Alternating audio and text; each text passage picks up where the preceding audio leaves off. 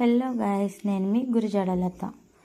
ముందుగా నా ఛానల్ని ఎవరైతే సబ్స్క్రైబ్ చేసుకోలేదో సబ్స్క్రైబ్ చేసుకోండి. అలాగే లైక్ చేయండి, షేర్ చేయండి, సబ్స్క్రైబ్ చేయండి, కామెంట్ చేయండి.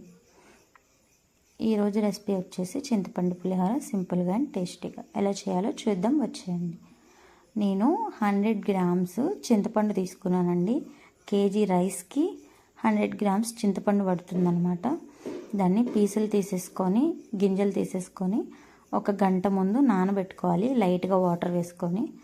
ఇప్పుడు ఇలా నానబెట్టుకున్న చింతపండుని మిక్సీ జార్లో వేసేసుకొని వాటర్తో సహా మిక్సీ జార్లో వేసేసుకొని మెత్తగా మిక్సీ చేసేయాలన్నమాట. చూసారా ఎలా మిక్సీ చేస్తానో నేను మెత్తగా. ఇలా చేసేసి ఒక బెజ్జాల గిన్నె తీసుకొని అందులో ఈ మిక్సీ పట్టిన దాన్ని చింతపండుని వేసేసుకోవాలి. ఇలా చేయడం ఎందుకంటే ఇందులో మనం ఎంత మిక్సీ పట్టినా కొంచెమైనా సరే పీసులు అనేవి ఉంటాయి. కాబట్టి ఇలా వాటర్ కొంచెం కొంచెంగా వేసుకుంటూ ఇదంతా మంచిగా కలిపేసుకోవాలన్నమాట. కలుపుకుంటే మొత్తం పేస్ట్ అనేది అడుక్కు వెళ్ళిపోతుంది, చిక్కగా వస్తుంది మనకి పులుసు, చింతపండు పులుసు అనేది. ఇలా చేయడం వల్ల మీకు ఎక్కువ టైం తీసుకోదన్నమాట ఉడకడానికి కూడా. చూసారా ఎలా పీసులు, ఎన్ని పీసులు ఉన్నాయో ఇవన్నీ తీసేసుకోవాలి. చూడండి, నేను పులుసు ఇంత చిక్కగా తీసుకున్నాను, ఎక్కువ వాటర్ వేసుకోలేదు. ఇలా మీరు కూడా చిక్కగా తీసుకొని చేసుకోండి, చాలా సింపుల్గా అయిపోతుంది. ఇప్పుడు దీన్ని స్టవ్ మీద పెట్టుకొని హై ఫ్లేమ్లో అయినా మీడియం ఫ్లేమ్లో అయినా పెట్టుకొని బాగా మరిగించుకోండి. చాలా త్వరగా అయిపోతుందండి ఈ ప్రాసెస్లో మీరు చేస్తే. చూసారా ఎలా మరుగుతుందో. ఇలా మరిగేటప్పుడు మనం ఇందులో చీలికలుగా కట్ చేసుకున్న 4 పచ్చిమిర్చి వేసుకోవాలండి. అలాగే 4 ఎండుమిర్చి కూడా వేసుకోవాలి. అలాగే చిన్న బెల్లం ముక్క అనేది వేసుకోవాలండి ఇందులో మనం. ఇది ఎందుకంటే టేస్టీగా ఉంటుందన్నమాట బెల్లం వేయడం వల్ల. అలాగే 1/2 టేబుల్ స్పూన్ పసుపు, అందులో 1 స్పూన్ ఉప్పు వేసుకోవాలి. మనం మిగిలింది రుచికి సరిపడా రైస్లో కలుపుకోవాలన్నమాట. ఇందులో ఇలా కొంచెం ఉప్పు వేస్తే బాగుంటుంది అనమాట టేస్ట్, అందుకని 1 స్పూనే వేసాను. వేసుకొని ఇలా మరిగించేసుకోవడమేనండి, దగ్గర పడే వరకు మిక్స్ చేసేసుకొని. అది రెడీ అయిపోయింది. నేను రైస్ ముందుగానే వండేసుకున్నానండి. ఆ రైస్ని ఇలా బేషనీలో వేసేసుకుంటున్నాను. కొంచెం గిన్నె, మనం పులిహోర కలిపే గిన్నె అనేది కొంచెం వెడల్పుగా ఉండాలి. వెడల్పుగా ఉంటేనే మనకి మంచిగా రైస్ కలుస్తుందన్నమాట.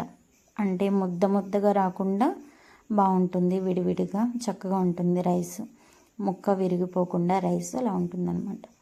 ఇందులో ఇప్పుడు మనం రైస్లో 1/2 టేబుల్ స్పూన్ పసుపు, అలాగే కొంచెం నూనె ఇలా గరిటెలో వేసుకొని దాన్ని ఇలా మిక్స్ చేసుకొని రెండింటిని మనం రైస్లో అనేది వేసేసుకొని బాగా మిక్స్ చేయాలన్నమాట.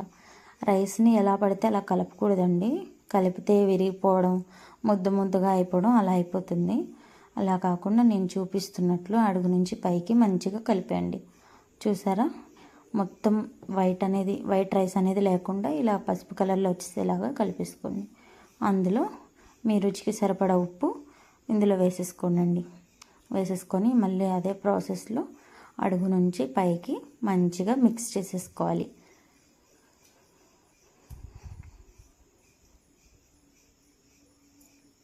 చూసారా ఇలా కలిపేసుకున్నాను.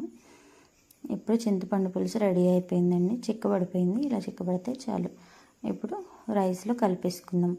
మనం చింతపండు పులుసు వేడివేడిగా అయినా కలుపుకోవచ్చండి. అదే నిమ్మకాయతో చేసేటట్లయితే నిమ్మకాయ వేడి రైస్లో వేయకూడదు, చేదు వచ్చేస్తుంది. ఇప్పుడు ఈ చింతపండు పులుసు కొంచెం కొంచెం వేసుకుంటూ మంచిగా అడుగు నుంచి పై వరకు చక్కగా చింతపండు పులుసు అనేది చక్కగా రైస్ అంతా కలిసేలాగా కలుపుకోండి గరిటెతో. చక్కగా చేతితో కలుపుకుంటే ఇంకా బాగుంటుంది. నేనైతే గరిటెతో కలుపుతున్నా, రైస్ కాలుతుంది, పులుసు కాలుతుందని. మళ్ళీ కొంచెం కొంచెంగా వేసుకొని మంచిగా మిక్స్ చేసేసుకున్నాను. చూసారా ఇలా కలిపేసుకోవాలి. కలుపుకొని పక్కన పెట్టేసుకొని పోపు రెడీ చేసుకుందామండి.